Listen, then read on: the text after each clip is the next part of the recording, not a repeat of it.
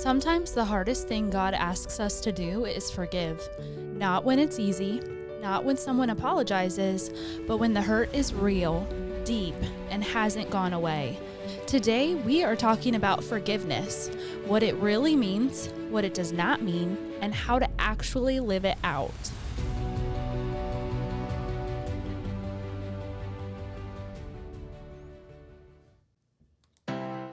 Hello and welcome to the Promised Land Pursuit. This is Mario Shadina and I'm here with my wife, Emily Shadina. Hi, thank you for joining us today. In honor of our youth group at Silvery Lane, we are going to do a game today that we used to do back in the teen group when we were the leaders. And so we had an interesting group of kids that like to debate random things. And so today I'm going to say a question and we are going to debate whether that is accurate or not. And so you listening, you can put it in the comments if you agree with us or if you don't agree with us, and then give us your argument. So the first question is cereal a soup? I think not. So the argument could be that it's in liquid, it's got little chunks in it, and you eat it with a spoon. It's got little chunks in it. That's what we're going with. So is it a soup? I see. This whole game is going to give me Andrew Navolta vibes. Yes, that's exactly what I'm thinking. These are the questions that he used to bring up in teen class constantly. Yes, and then we would have two people sitting at the front of the room, and then they would debate their side. So I don't know. Are we on the same page? I don't think so. Okay. So cereal, you don't think cereal could be a soup? I don't understand why it would be considered a soup. It's cereal. Okay. It's cereal. We need to hear in the comments what you think. Not a soup. Okay. Next, is texting in all caps yelling? 100% yes. We were just talking to one of our nieces this week, and she's like, "Why are you yelling at Mario?" Well, we share the same. When we're in that messaging group, Yeah. it comes up even though you're talking. Like when I message, it doesn't change. So it says Right. the same person is talking because we're on the same account. Yeah. So I told her that whenever I talk, I'll just put all of what I say in uppercase letters so Yeah. that she'll know that it's Uncle Mario. Right. So So do you think she just thinks I'm yelling at her the whole time. I know. Do you think texting in all caps is yelling? Me personally? Yes. Yeah, I guess. I always take it as either yelling or it's like, I don't know. It's kind of like when you put bold print in something. You just But want it if to it's stand all out. caps, It's like everything you're saying, all the words, all the letters. yeah, I guess we're yelling at that. I know, you're yelling. Okay, another one. Is a corn dog actually a sandwich? I wish we had one of the teens here to give their side. A corn dog, a sandwich? Yes, I can see it. I mean, it's mean, the meat in the center, the cornbread. It's meat in between bread. it's not in between bread. It's surrounded. It's It is in there, Yeah. encapsulated. Yes. I don't think so. It's not a sandwich. Okay. It's its own thing. It's its own category. thing. Yeah. Okay, last. Oh no, I got one of them. Oh, no. Yeah, are Crocs acceptable in public? No. Oh no. Crocs and socks. If you're wearing Crocs, stay away from me. Stop. Evie has Crocs. I cannot. I don't know why. I can't stand Crocs. Oh, okay. Well, I think they look so horrible. I get maybe Crocs on the beach. Like if you're going on the Summer. beach, you want the sand to go into your in between your toe fungus. ew. I got it. Okay. But a normal day, you're like, hey, let's go to the mall, and you throw your Crocs on, I'm not going to be around you. You're going to offend some of our listeners. I already know it. I Probably. already can think of some teenagers wearing Crocs.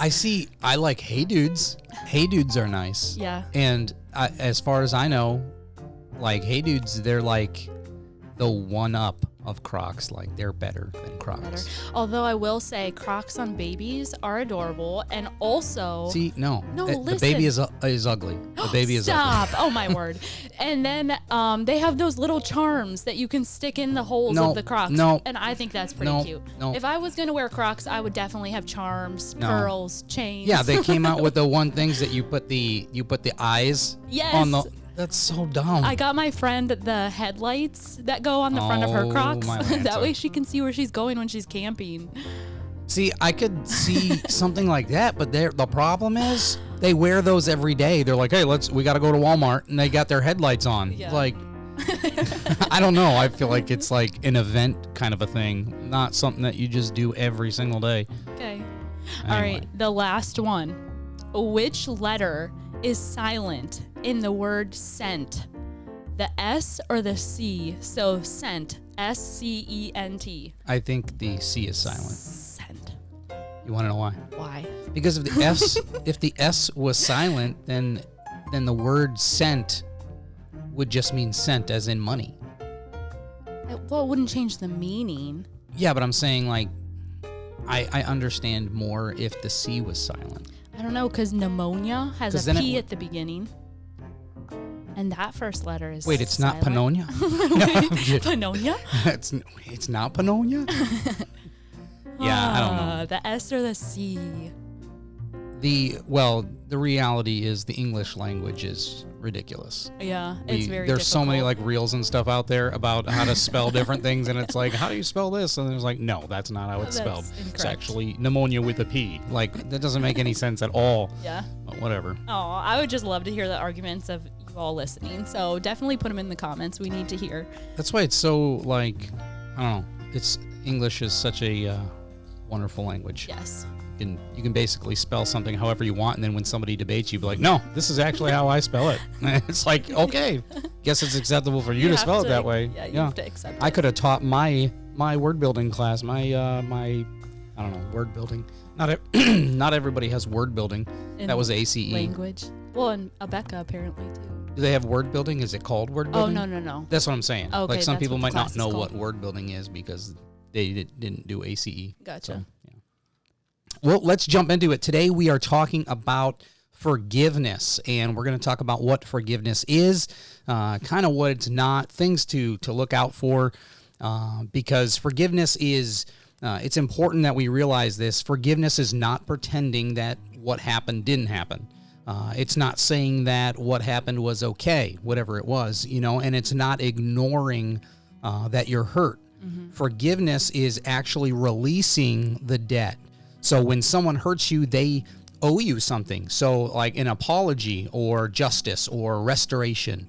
So forgiveness is actually releasing that to God. Colossians chapter 3 says in verse 13, forbearing one another and forgiving one another, if any man have a quarrel against any, even as Christ forgave you, so also do ye. So forgiveness is obedience. It's actually a command. God commands us to forgive. So it is surrender, and it is a reflection of what God has actually done for us. Yeah. And to go along with that idea of why we should forgive, I have a biblical example in Matthew 18, verses 21 through 25. So let me just read this story to you of the unforgiving servant. Then came Peter to him and said, Lord, how oft shall my brother sin against me, and I forgive him? Till 7 times? Jesus saith unto him, I say not unto thee until 7 times, but until 70 times 7. Therefore is the kingdom of heaven likened unto a certain king, which would take account of his servants.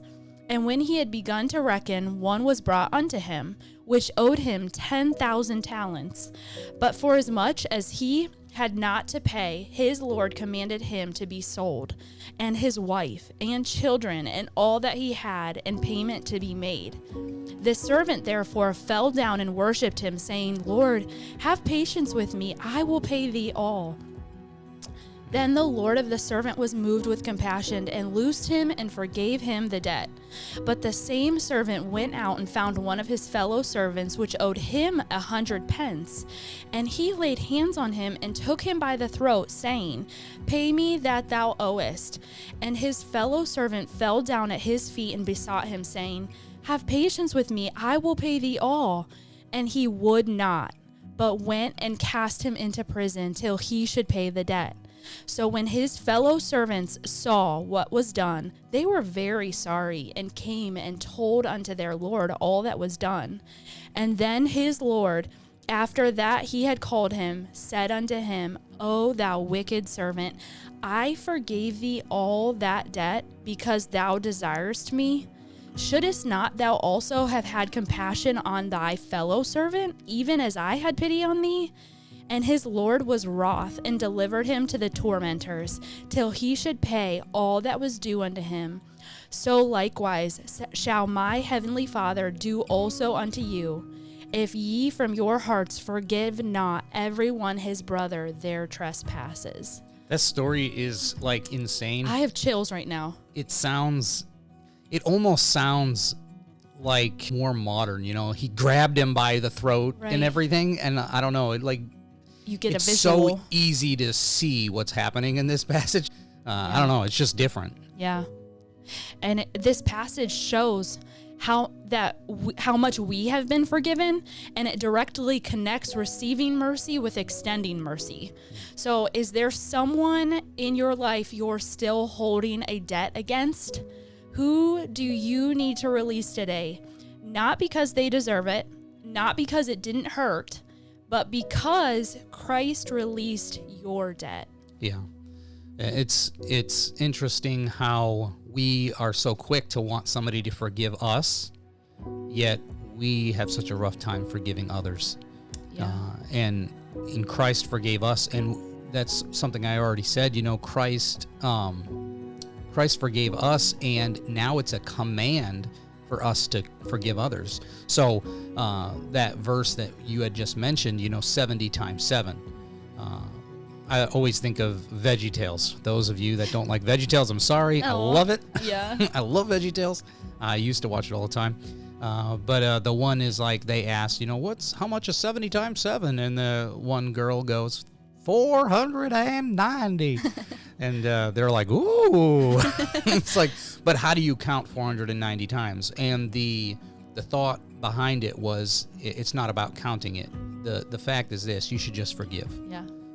You're not there to just keep some record of how many times you forgave somebody, but you just forgive. It's a command to forgive. So forgiveness, it's hard though. So why is it so hard? Well, it's hard because the pain is real. We are all gifted, if you will, with memory, right? We all remember what happened, and sometimes that memory can last for a very long time. We always will remember, depending on how bad it was. You feel the weight of what happened, and sometimes I think one of the hardest things is that the person isn't sorry. Yeah. So do you forgive somebody when they're not sorry? Yes, it's still a command to forgive. So Hebrews chapter 12 and verse 15, looking diligently lest any man fail of the grace of God, lest any root of bitterness springing up trouble you, and thereby many be defiled. Unforgiveness does not just sit quietly, but it spreads. It affects your heart, it affects your relationships, and the biggest thing is it affects your relationship with God, your walk with the Lord. And so actually when we learn how to forgive, it's actually setting us free so that we can have the right relationship with God. Yes, and then if you even look at studies on just how it affects your body, it shows that chronic unforgiveness and bitterness are linked to increased stress, anxiety, and even physical health issues like elevated blood pressure. That makes me think as well. We've got pills today for everything. We've got pills for anxiety. We've got pills for depression. So all of these things, and I'm not saying that those things aren't good. Some people, if you need those, I'm not telling you not to take those. But here's the thing. I wonder if a lot of people that are suffering from some of this stuff are really just suffering from bitterness and anger and things that they have not gotten right. Right. And so we take a lot of medication for different problems that we have in our life, but in reality, they may be something that we have done, some unforgiveness or different problems that we have not gotten right in order to get those things taken care of, our relationship with God. Yeah.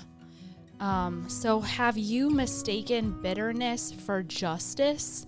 And when I was thinking about this question, it's almost like when we worry, we mentioned in a few podcasts back that we feel like we're doing something productive by worrying, but it's actually hurting us. And so bitterness towards that person may feel like you're giving them what they deserve in your mind, but in reality, they're not carrying the weight. You're carrying the weight of that bitterness. Yeah, it's actually holding you back and holding you down. Yeah.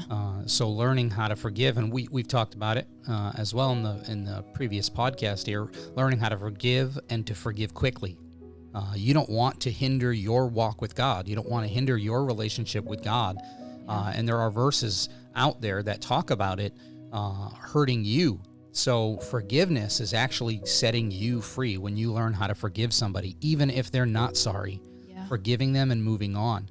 So how do we forgive? Well, let's be honest about the hurt. I think that's the biggest thing. It does hurt.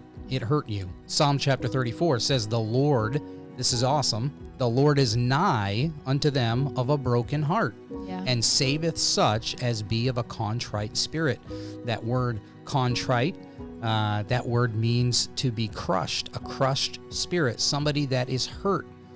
So the Lord is not asking you, God's not asking you to pretend that it didn't hurt, but he's saying that when you're hurt, you should bring it to him. So I love that he is nigh unto them that are of a broken heart. God cares when you get hurt. So bring it to him. So the first thing is to bring it to him. The second thing is make that decision to forgive. Ephesians chapter 4 says, let all bitterness and wrath and anger and clamor and evil speaking be put away from you with all malice, and be ye kind one to another, tender-hearted, forgiving one another, even as God for Christ's sake hath forgiven you. So forgiveness is a decision before it's a feeling. So you have to learn how to forgive. Sometimes we get very much in this emotional thing where, well, I'm still hurt. Well, I understand that you're hurt, but if you can learn how to forgive, that's the first step in getting over that hurt, because you give it to the Lord. You allow the Lord to take it, which is our third point, which is release it to God. Give it to God. Romans chapter 12 says, dearly beloved, avenge not yourselves, but rather give place unto wrath, for it is written, vengeance is mine, and I will repay, saith the Lord. So it belongs to God. You can trust God to handle what you can't handle. And sometimes you'll have to do this more than once. So yeah, and I'm thinking, I've heard messages on this when you are maybe having an issue with a person, that it's hard to be angry at someone you're praying for. Yeah. And I'm not saying that's an easy thing to do. When someone has hurt you, you don't want to pray for them. Yeah. And that is normal, Your prayers wind up, Lord, destroy them. Yeah. Take your vengeance out upon them. Yes. However, when you can get to that place of praying for them, that is a good place to be, and that's going to help you in the long run. So that's definitely a good point just to remember. If you can pray for them, it's hard to be mad at someone you're praying for. Yeah. Okay, so then for my next segment, this is a heart check. So a reflective question for you may be, do I still want them to pay? And that often reveals whether bitterness is still hanging on. And then another one, this ties into Romans 12:19 that Mario has read already. When I think of them, do I want justice in God's hands or revenge in mine? Yeah. So what apology are you waiting for? Yeah, that's good. Here's another thing, we talk about when, what if they're not sorry? What if there's no repentance? So this is where it really gets hard. What do you do when someone hurts you and they're just not sorry about it? There's no apology. There's no remorse, no desire to make it right. And the answer is same thing. You still forgive. Ephesians chapter 4 says, let all bitterness be put away from you. Forgiveness is based on our obedience, not on a person's response. Whether or not they want forgiveness, whether or not they're sorry, their response is not what we base forgiveness on. It's based on we need to be obedient to Christ. So, but forgiveness does not mean that the relationship necessarily goes back to normal, and others need to understand that as well. Because the Bible says in Proverbs chapter 4, verse 23, to keep thy heart with all diligence, for out of it are the issues of life. So that is actually talking about guarding your heart, protecting your heart, to keep it with all diligence, for out of it are the issues of life. When there's no repentance, to have true wisdom, it says you don't give them the same level of access to your life. You can't necessarily just allow the relationship to go back to how it used to be. There may have to be some boundaries. There may have to be some things that you're going to have to set up after somebody does you wrong, because you don't want that to keep happening. So forgiveness in itself releases the offense, and wisdom changes the access. So forgiveness releases the offense, and wisdom changes the access. I may have to set up some safeguards in my life. Yeah. I have to guard my heart now, and make sure that they can't just keep doing that. You can forgive somebody completely forgive them, but still recognize that things cannot be the same until something changes. Yeah. And I wanted to throw in some just real life scenarios to get you thinking. So maybe it could be a friend who has betrayed confidence, a person who keeps repeating the same harmful patterns, someone who never apologized, church hurt, a family member who keeps speaking harshly. And sometimes we're dealing with friends, coworkers, peers, but other times we're dealing with family. So we figured we ought to add a segment on what if it's family. You know, what if this hits home and it's close? It's not just a coworker or a friend. We're still called to forgive, but we're also called to walk in wisdom, like Mario mentioned. So forgiving a stranger is one thing, but forgiving someone who was or is supposed to protect you, that's different. Yeah. And the truth is, you can forgive fully and still not have a close relationship, especially with a parent. People feel like if I forgive, I have to act like everything is normal, nothing changed. Yeah. And that's not biblical. An example with a parent, there are many verses about honoring your parents in the Bible. So Exodus 20 verse 12 being a main example of honoring your parents, but honor does not equal unlimited access.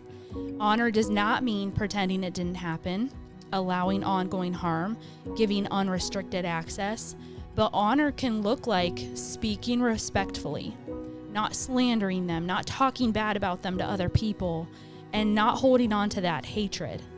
So with family, sometimes the hardest part isn't just what they did, it's what you wish they could be. And what does forgiveness look like for a family member? Releasing the need for an apology, that can be so hard because you just want that wrong righted. Yeah, and I think what you're even saying right now, the reality of it is there's no difference.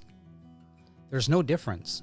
The world has this thought process that family, because it's blood, all of a sudden it's special treatment. But the reality is, no, it's not. There's no special treatment. Just because we're family, it doesn't mean that, the blood runs deep and we've got to forgive more because they're family. Even if they're not family, we're still supposed to forgive. Even if they are family, we're still supposed to forgive. Right. It all just goes down the same line. We're a part of the family of God. Yeah. And we're supposed to forgive one another. Yeah. So, releasing that need for an apology, for understanding, for them becoming who you hoped, and giving it to God instead. Also with family, forgiveness is often not a one-time moment. It's something you may have to revisit every time you see them. Yeah. So what does forgiveness look like with someone you still have to see? You can be kind without being close. You can be respectful without being vulnerable. So you're cordial at gatherings, you have to see them at family gatherings or at church or something. You're cordial. You speak kindly. but you don't open up your heart the same way you did before. Yeah. You forgive them, but you don't share personal struggles anymore. You limit your time around them. You don't engage in the same harmful conversations, and you don't expect from them what they've shown they can't give. Even when it's family, you're still called to forgive, but you're not called to pretend or ignore wisdom or allow ongoing hurt. Sometimes forgiveness is not a one-time prayer. Sometimes it's a daily surrender until your heart catches up to that decision. Yeah. So understanding, it's not pretending it didn't hurt. Once again, it's not saying that everything is okay. You can't just say, okay, I forgive you. Now, I remember when I was a kid, we did that, and there were many times where I was not allowed to leave my room until I told somebody I was sorry, or until they told me that they were sorry. And the normal thing is what? They come up and say you're sorry, and then mom or dad would just look at you like they said they were sorry, and I have to say, I forgive you. Even though inside I'm thinking, no, I don't forgive you. You know I don't forgive you. Right. We're just saying this so we can get away from mom and dad and be able to go back and do whatever we want to do. So the reality of it is it's not just saying that it's okay. It's not immediately trusting somebody again. It's not allowing anybody to just keep hurting you. Mm-hmm. So forgiveness deals with our heart. It doesn't remove the need for setting up those boundaries. Mm-hmm. We have to learn to set up those boundaries. And it's hard, especially for people on the outside. And I think we're going to talk about this in our next podcast as well. But a lot of people, when you set up your boundaries, people don't quite understand them. You end up winding up, I have to set up these boundaries. And now it's like, well, why doesn't he want to forgive so-and-so? Well, he's not acting. Well, he did forgive them. Well, he's not acting the same way that he used to. Exactly. It doesn't mean that we didn't forgive. It just means I'm not going to allow somebody to hurt me again. And again and again. Right. Wisdom sets up boundaries, and you have to learn to set up those boundaries so that you don't constantly get hurt. And it's okay if people on the outside look in and say, well, you just don't have any grace. You don't have any forgiveness. That's okay for them to say that. It doesn't have to be true in your heart. Where is your relationship with God? Have you truly and honestly forgiven somebody? Are you praying for them? And have you released that to the Lord so that you don't live in that state of bitterness or anger? Right. You don't want to live there. So, hey, forgiveness is not about them. It's about your heart before God. You're not saying that what they did was right. You're saying, God, I trust you with this. And if you're struggling to forgive today, take a step. Be honest with God. Make the decision and trust Him to help you walk that out. And hey, if you're enjoying these podcasts, make sure you jump into the comment section below and say hi. We like it when people say hi. And as always, have a wonderful life.